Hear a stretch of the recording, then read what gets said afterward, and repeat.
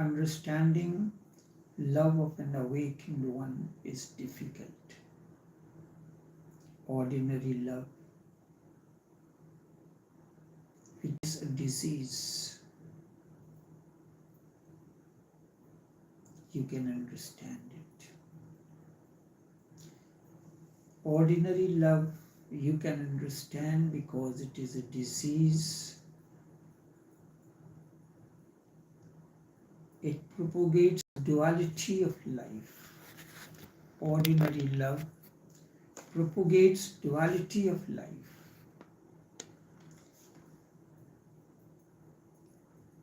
Therefore, Buddha's love, which is non-dualistic, is difficult to understand. Intellectually, there is no way to understand it. You cannot understand the love of an awakened one intellectually. You have to fall in love, and then you have to be alert about your own mind, because mind goes on disturbing moment to moment. The awakened one says something, you try to interpret it in your own way, with your own dualistic mind, falling in love with the Buddha is a miracle. What really happens? Why is a miracle? Your dualistic mind dissolves. Your mind transcends beyond duality, and you live a life of bliss beyond duality. What is beyond duality? A mind which is not conditioned, a mind which is not divided, a mind which is not psychologically schizophrenic. It happened. Buddha became enlightened. 12 years he wandered in the forest, and then ultimately he attained to awakening.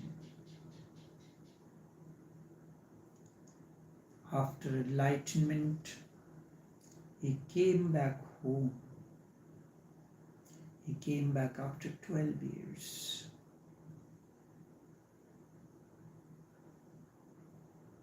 He has become very lean and thin. Wandering for 12 years in the forest under sun and rain, his body has become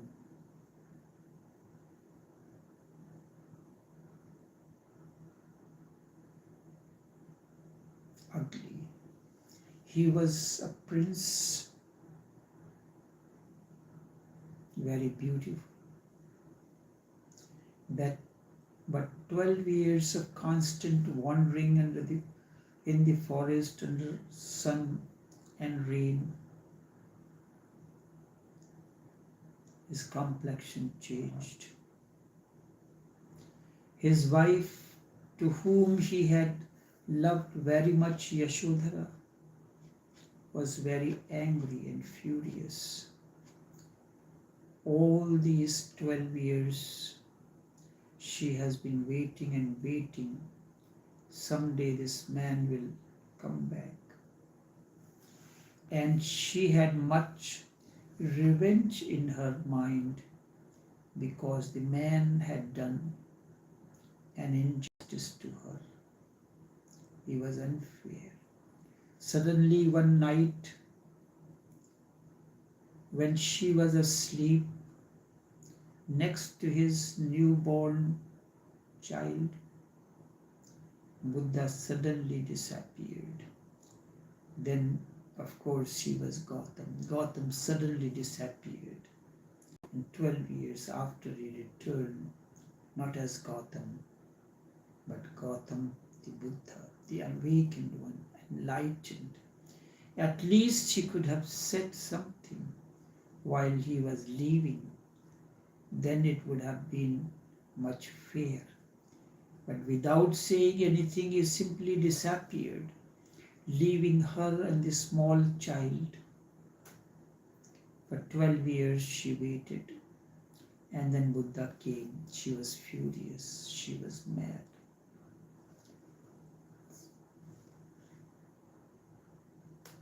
Buddha had a closest and nearest disciple, Anand, who always followed him like a shadow.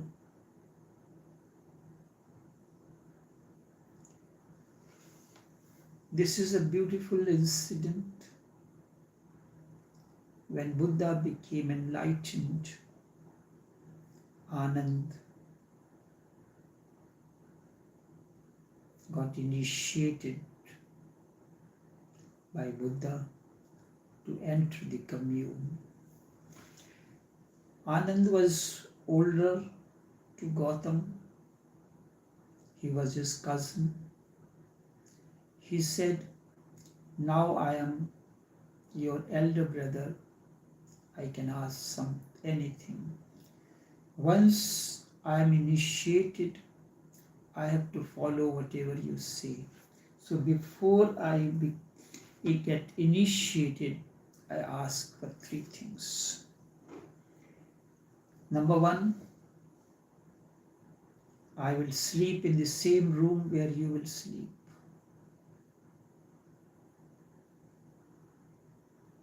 There was a reason for it.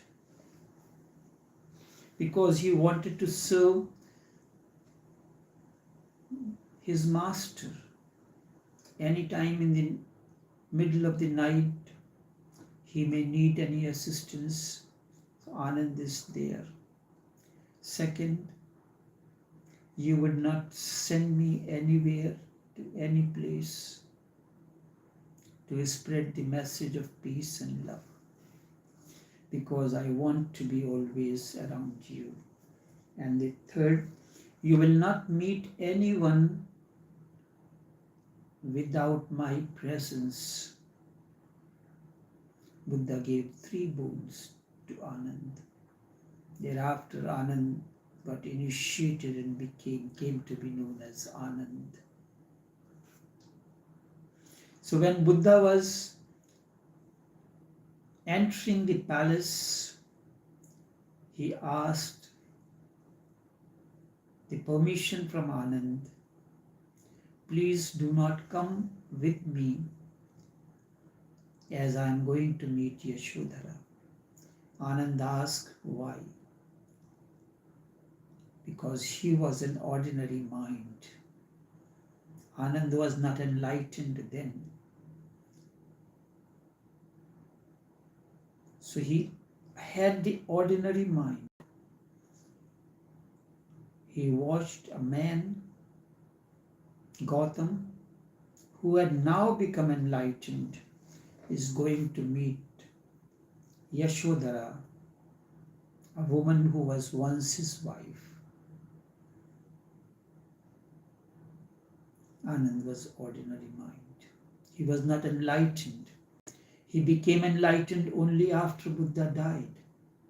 So Anand asked, the ordinary mind of Anand asked, why? Are you still thinking in terms of wife and husband? Which is normal. Are you still thinking in terms of husband and wife? That you are going to meet your wife? Are you still thinking in terms of husband and wife? He was shocked.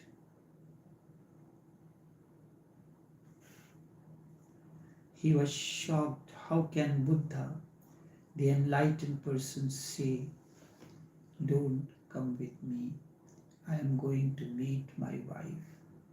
Anand was shocked. That's why he said, why? Are you still thinking in terms of husband and wife? Buddha said that is not the point. What Buddha said is very relevant.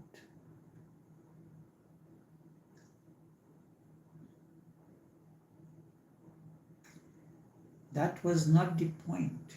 She will get more furious seeing that I have come with someone.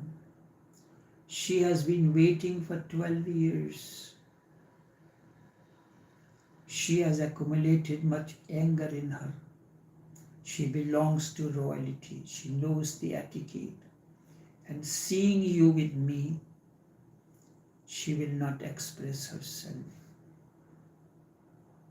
I want her to release her anger. Let her remove all that she has accumulated in 12 years in the form of anger. The catharsis, she needs a catharsis.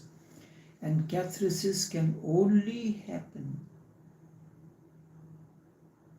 now because now the awakening has dawned. Buddha is no ordinary mind. He will not react. He will not respond to the questions. He will simply allow her to release her suppressed emotions. In the process of transformation, the release of suppressed emotions, the garbage, is the most important thing. An awakened one allows that. So Anand Buddha said, she will be more furious if she sees you with me.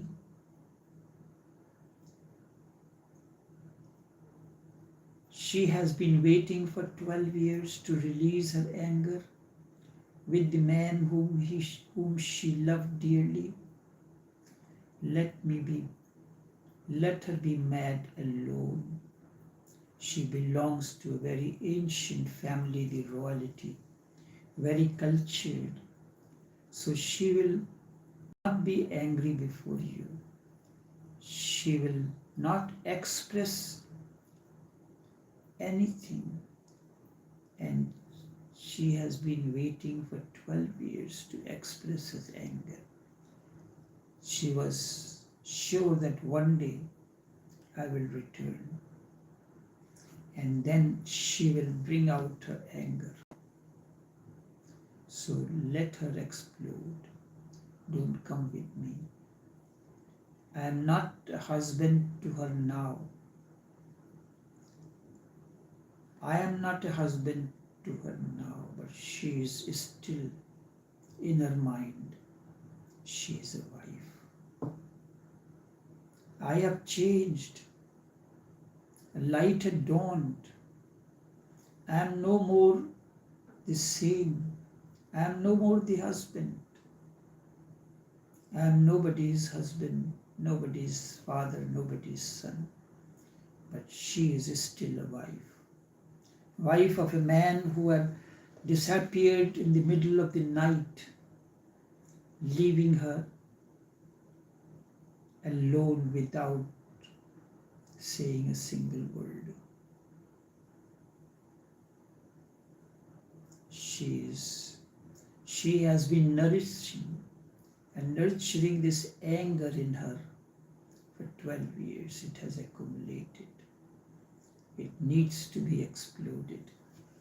Buddha went alone. Buddha went alone to meet Yashu. Of course, she was furious, as was expected. A man whom she loved so dearly suddenly disappeared in the darkness of the night. Never send a message or anything. Of course, she was furious. It was natural for her, for a wife, to be furious. She started crying, weeping, and screaming, saying things which is normal.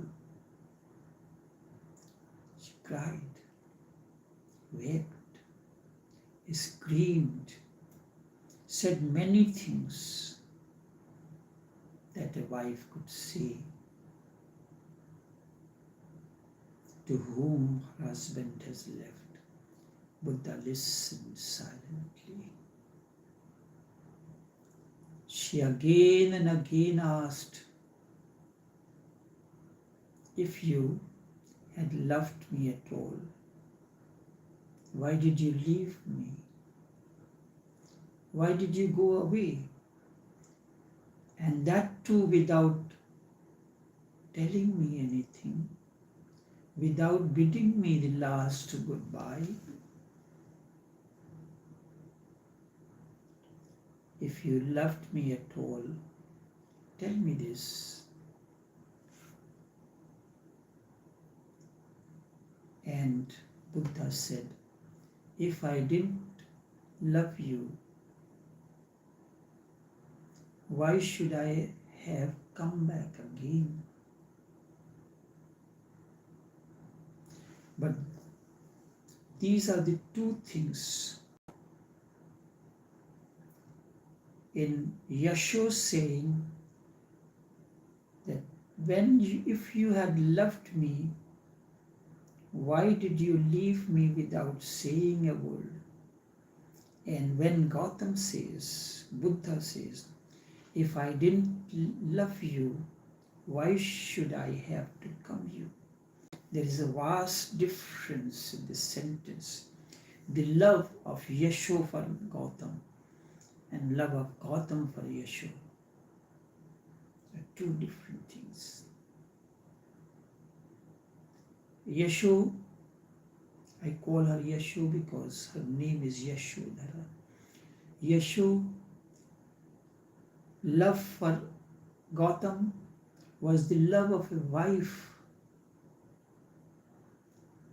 for her husband, blended with all that worldly aspects. Gautam's love for Yasho, for Yashodhara, Gautam's love for Yashodhara, who was once his wife, was to awaken her from the deep slumber, to bring her out from the bondage, the prison of love, the love for an individual, into the vastness of love, which is cosmic, not a prison, a love where you can soar into the vast open sky. These are the two different things, totally different. She was not ready to hear what Gautam will say.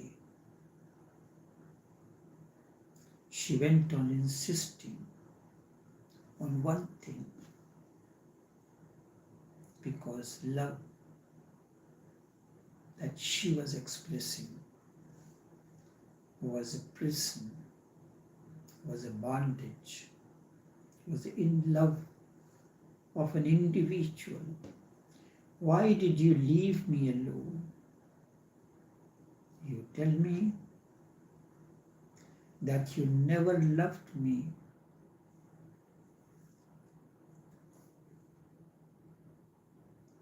Then everything is settled.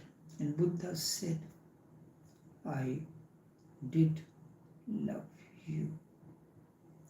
Buddha said, I did love you. And I still love you. That is why I have come back after 12 years. The first person that I am meeting after enlightenment is you. But this love is different. She was angry. and became more angry. Buddha was poised, calm, serene, not angry. If he had also been angry because she was screaming and weeping and crying, she could have understood.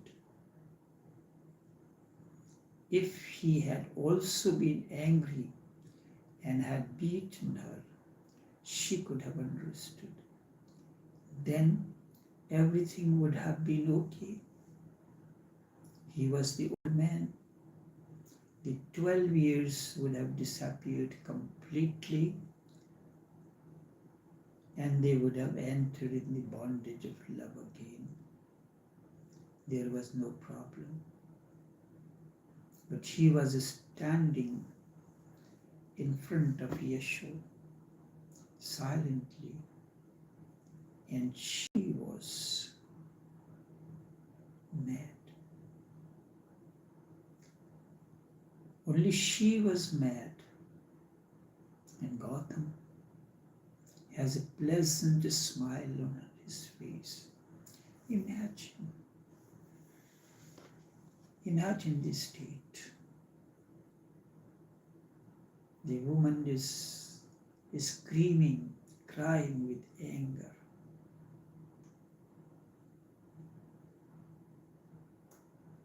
But Gautam, there standing serene, unmoving,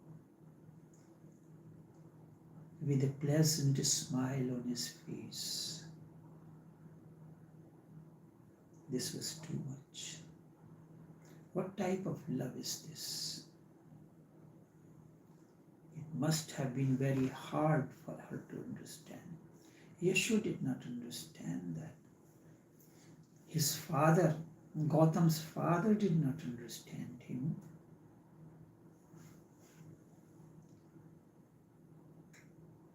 Just to taunt Gautam, she told her son,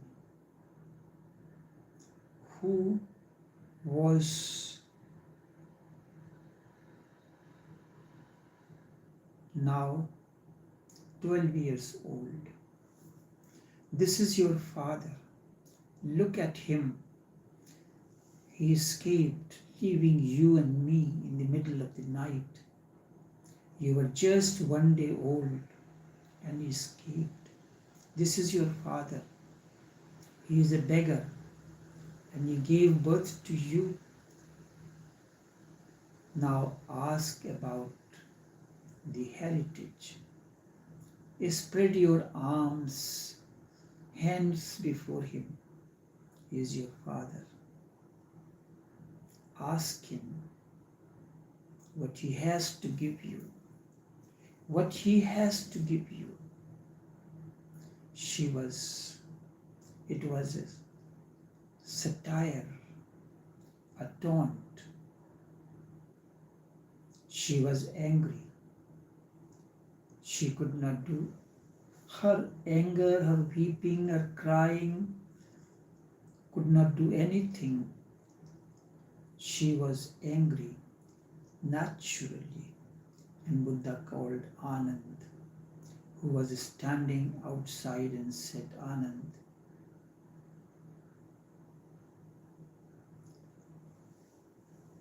and Buddha called Anand, who was standing outside, and said, "Anand, come and bring my begging bowl." Then the begging bowl was given to Buddha.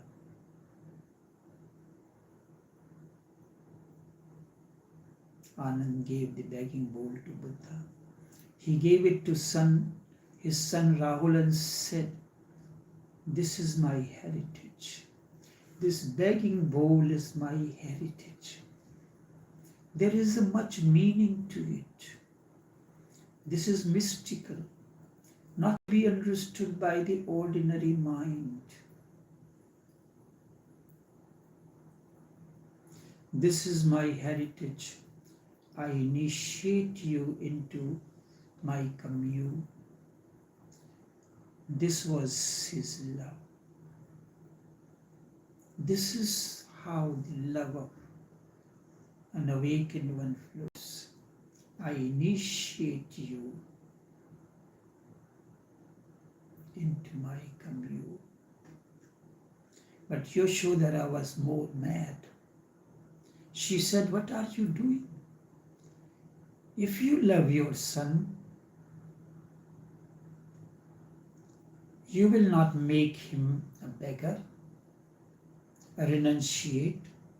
Buddha said, I make him beggar because I love him. I make him a renunciate because I love him. I know what real heritage is. And I am giving to him. My father was not so wise, but I know what is worth giving. That is what I am giving.